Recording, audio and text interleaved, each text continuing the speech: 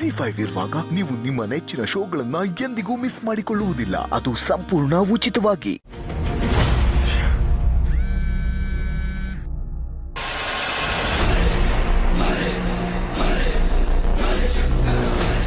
Hello bro. Preethu, ಏನಾಯ್ತು? ರಾಣ ಇರೋ ಜಾಗ ಗೊತ್ತಾಯ್ತಾ? ಇಲ್ಲ ಬ್ರೋ, ಅವನ್ನೇ ಫಾಲೋ ಮಾಡ್ಕೊಂಡು ಬಂದೆ. ಆದ್ರೆ ಯಾವುದೋ ಗಾಡಿ ಅಡ್ಡ ಬಂತು, ಮಿಸ್ ಆಗ್ಬಿಟ್ಟ. ಪರವಾಗಿಲ್ಲ ಪ್ರೀತು, ಮನೆಗೆ ಬಾ, ಮುಂದೆ ಏನು ಮಾಡೋದು ಅಂತ ಮಾತಾಡೋಣ. ಸರಿ ಬ್ರೋ.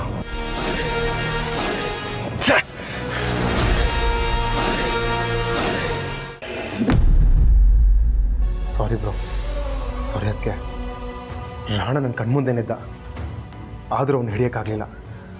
ಅವನ ಜಾಗನ ಪತ್ತೆ ಮಾಡೋಕ್ಕಾಗಲಿಲ್ಲ ಬ್ರೋ, ಸಾರಿ. ಅವನ ಅದೃಷ್ಟ ಚೆನ್ನಾಗಿದೆ ಅಂತ ಅನ್ಕೋಬೇಕಷ್ಟೆ.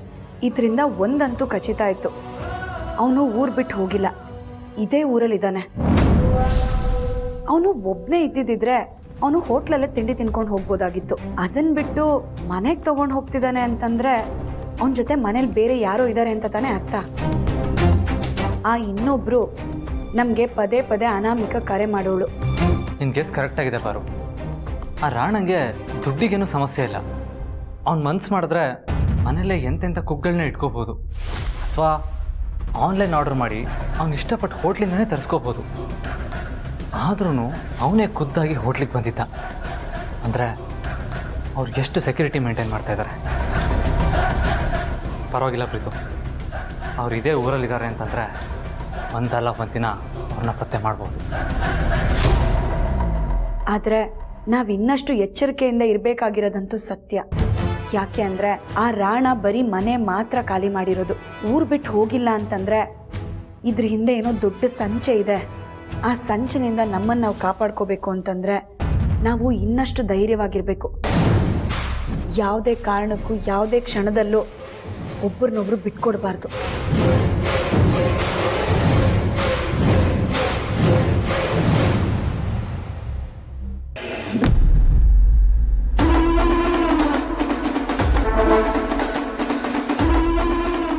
Hello, recruitment agency? ಹಾಂ ನೋಡಿ, ನಮ್ಗೆ ಅರ್ಜೆಂಟಾಗಿ ಒಂದು ಲೇಡಿ ಕುಕ್ ಬೇಕು, ನಾಳೆನೇ ಕಳಿಸಿ. ಪೇಮೆಂಟು ಎಷ್ಟಾದರೂ ಪರವಾಗಿಲ್ಲ. ಹಾಂ, ಅಡ್ರೆಸ್ ಬರ್ಕೊಳ್ಳಿ.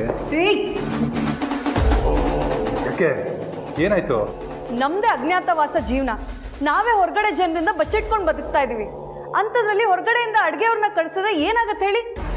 ಟೈಮ್ಗೆ ಕಾಫಿ ತಿಂಡಿ ಊಟ ಸಿಗುತ್ತೆ. ಮಾವ, ಸಾರಿ. ನಮ್ಮ ಬಗ್ಗೆ ಅಡುಗೆ ಅವ್ರಿಗೆ ಗೊತ್ತಾದ್ರೆ ಅವ್ರ ಮೂಲಕ ಯಾರಿಗೆ ಬೇಕಾದ್ರೂ ಗೊತ್ತಾಗ್ಬೋದು. ನಿಮ್ಮನ್ನು ಹುಡುಕ್ತಿರೋ ಆದಿತ್ಯ ಪ್ರೀತಮ್ಗೂ ಗೊತ್ತಾಗಬಹುದು. ಇವತ್ತು ಬೆಳಿಗ್ಗೆ ನಾನು ತಿಂಡಿ ತರಕ್ಕೆ ಹೋದಾಗ ಪ್ರೀತು ಕಣ್ಗೇನಾದ್ರು ನಾನು ಕಾಣಿಸ್ಕೊಬಿಟ್ಟಿದ್ರೆ, ಅಕಸ್ಮಾತಾಗಿ ನಾನು ಅವನನ್ನು ನೋಡಿದೆ ತಪ್ಪಿಸ್ಕೊಂಡೆ. ಇಲ್ಲ ಅಂದಿದ್ರೆ ಪ್ರೀತು ನನ್ನನ್ನು ಫಾಲೋ ಮಾಡ್ಕೊಂಡು ಬಂದು ನಾನಿರೋ ಜಾಗ ಮಾತ್ರ ಅಲ್ಲ, ನೀನು ಬದುಕಿರೋ ವಿಷಯ ಕೂಡ ಅವನಿಗೆ ಗೊತ್ತಾಗ್ತಾ ಇತ್ತು. ಅದಕ್ಕೆ ತಿನ್ನೋದಕ್ಕಾದ್ರೂ ಅಡುಗೆ ಅವ್ರನ್ನ ಅಪಾಯಿಂಟ್ ಮಾಡೋಣ ಅಂತ ಅಂದ್ಕೊಂಡೆ. ಹಾಂ, ನನ್ನ ಮಾತೆಲ್ಲಿ ನಡೆಯುತ್ತೆ, ನಿಂದೆ ತಾನೆ, ನಡ್ಸು. ಈ ಅರ್ಸನ್ ಕೋಟೆನ ಒಡೆಯೋದಕ್ಕೆ ನಾವು ಇಡೀ ಲೈಫ್ ಟೈಮ್ ತೊಗೊಂಡ್ರೆ ವೇಸ್ಟ್ ಆಗ್ಬಿಡುತ್ತೆ ಅನುಷ್ಕ. ಯಾಕೆಂದರೆ ಮಗ ಸೊಸೆ ಬಾಯಿ ಬಿಡದೇ ಇದ್ರು ಅವರು ಒದ್ದಾಟ ನೋಡಿ ರಘುರಾಮ್ಗೆ ಈಗಾಗಲೇ ಡೌಟ್ ಬಂದಿದೆ. ಆದಿ ಪಾರುನ ಯಾರೋ ಬ್ಲ್ಯಾಕ್ ಮೇಲ್ ಮಾಡ್ತಿದ್ದಾರೆ ಅನ್ನೋದನ್ನ ರಘುರಾಮ್ ಅಖಿಲಂಗೆ ಹೇಳಿದ್ದಾನೆ. ಅದ್ರ ಪ್ರಕಾರ ಏನಾರು ಅಖಿಲ ಪತ್ತೇದಾರಿಕೆ ಶುರು ಮಾಡಿದ್ರೆ ನಮ್ಮ ಚಾಪ್ಟರ್ ಕ್ಲೋಸ್. ಅಲ್ಲಿವರೆಗೂ ನಾನೇನಾದ್ರೂ ಟ್ವಿಂಕಲ್ ಟ್ವಿಂಕಲ್ ಲಿಟಲ್ ಸ್ಟಾರ್ ಹಾಡ್ತಾ ಇರ್ತೀನಾ? ನನ್ನ ತಲೆಯಲ್ಲಿ ಆಲ್ರೆಡಿ ಬೇರೆ ಪ್ಲಾನ್ ನಡೀತಾ ಇದೆ. ಏನು?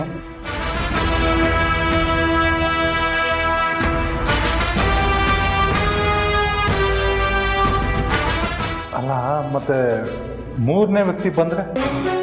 ಬರೋ ಮೂರನೇ ವ್ಯಕ್ತಿ ನಮಗೆಷ್ಟು ಯೂಸ್ಫುಲ್ ಆಗಿರ್ತಾರೆ ಅನ್ನೋದು ಮುಖ್ಯ. ನೀನು ಬರೋಕ್ಕೆ ಮುಂಚೆ ನಿಮ್ಮಮ್ಮನೂ ಹೀಗೆ ಅಂತಿದ್ಲು, ನಮ್ಮ ಗೆಲುವು ಕಾರಣ ಆಗಿರೋ ಮೂರನೇ ವ್ಯಕ್ತಿ ಬರಲಿ, ಆಮೇಲೆ ಸೆಲೆಬ್ರೇಟ್ ಮಾಡೋಣ ಅಂತ. ನೀನು ಬಂದು ನಿಮ್ಮಮ್ಮನ್ನೇ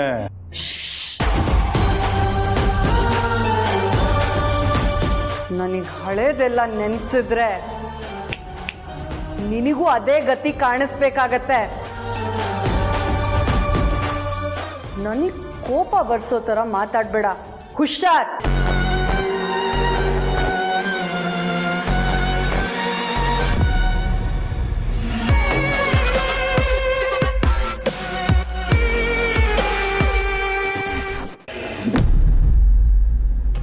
ಬರು ನನಗೆ ನನ್ನ ಮಗಳ ಜೊತೆ ಮಾತಾಡಬೇಕು ಅಂತ ಅನಿಸ್ತಾ ಇದೆ. ಮಾತಾಡ್ಲಾ?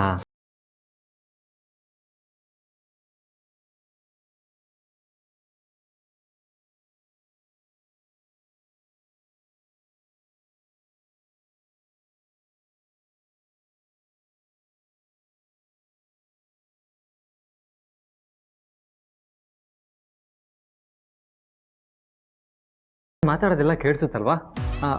ಅವಳಿಗೆ ಕಿವಿ ಕೇಳಿಸುತ್ತಲ್ವ? ಇವಾಗ ಕಣ್ಣು ಕಾಣಿಸುತ್ತಲ್ವಾ? ಯಜಮಾನ್ರೆ, ನನಗಿದು ಮೊದಲನೇ ಮಗು, ಅಷ್ಟೆಲ್ಲ ಮಾಹಿತಿ ಗೊತ್ತಿರೋದಕ್ಕೆ ಹೇಗೆ ಸಾಧ್ಯ? ಓ, ಹಾಗಾದರೆ ನಿನಗೆ 2ನೇ 3ನೇ ಮಗು ಆಗೋಷ್ಟೊತ್ತಿಗೆ ಎಲ್ಲ ಕರೆಕ್ಟಾಗಿ ಗೊತ್ತಿರುತ್ತೆ ಅಲ್ವಾ? ಯಜಮಾನ್ರೆ, ಯಾಕೋ ನಿಮ್ಮ ಆಸೆ ಜಾಸ್ತಿ ಆಗ್ತಿದೆ ಅಂತ ಅನ್ನಿಸ್ತಾ ಇಲ್ಲ? ನಿಮ್ಮ ಮಗಳು ನನಗೆ ಎಷ್ಟು ಕಾಟ ಕೊಡ್ತಾಳೆ ಅನ್ನೋದ್ರ ಮೇಲೆ ನಂಗೆ ಎಷ್ಟು ಜನ ಮಕ್ಕಳು ಬೇಕು ಅನ್ನೋದನ್ನು ನಿರ್ಧಾರ ಮಾಡ್ತೀನಿ. ಇವಾಗ ನಿನ್ನ ಹೊಟ್ಟೆಲಿರೋ ನಮ್ಮ ಮಗಳು ತುಂಬ ಜಾಣ ಮಗಳು, ಅವಳು ಯಾವ ತೊಂದರೆನೂ ಕೊಡಲ್ಲ. ಓ, ಈಗಲಿಂದನೇ ಮಗಳ ಪರ ವಕ್ಕಾಲತ್ತಾ? ಅದು ಹೇಗೆ ಹೇಳ್ತೀರಾ ಅವಳು ನನಗೆ ತೊಂದರೆ ಕೊಡಲ್ಲ, ಜಾಣ ಮಗುನೇ ಆಗ್ತಾಳೆ ಅಂತ? ಯಾಕೆ ಅಂದರೆ ಮನೆಯೇ ಮೊದಲ ಪಾಠಶಾಲೆ, ತಾಯಿಯೇ ಮೊದಲ ಗುರು ಅಂತ ಹೇಳ್ತಾರೆ. ಆದರೆ ನನ್ನ ಮಗಳಿಗೆ ನಾನು ಗುರು. ಗರ್ಭದಲ್ಲಿದ್ದಾಗಿಂದನೇ ಮಗು ಒಳ್ಳೆಯದನ್ನೇ ಕಲಿತಾ ಬೆಳಿಬೇಕು. ಅಮ್ಮಂಗೆ ಹೆರಿಗೆ ಟೈಮಲ್ಲಿ ಯಾವ ತೊಂದರೆನೂ ಮಾಡಬಾರ್ದು. ಅಷ್ಟೇ ಅಲ್ಲ, ಜೀವನದಲ್ಲೇ ಯಾರಿಗೂ ನೋವು ಮಾಡಬಾರ್ದು ಅನ್ನೋದನ್ನು ನಾನು ನನ್ನ ಮಗಳಿಗೆ ಈಗಿಂದನೇ ಹೇಳ್ಕೊಡ್ತೀನಿ. ಅಂಥ ಕತೆಗಳನ್ನ ಹೇಳೇ ಬೆಳೆಸ್ತೀನಿ.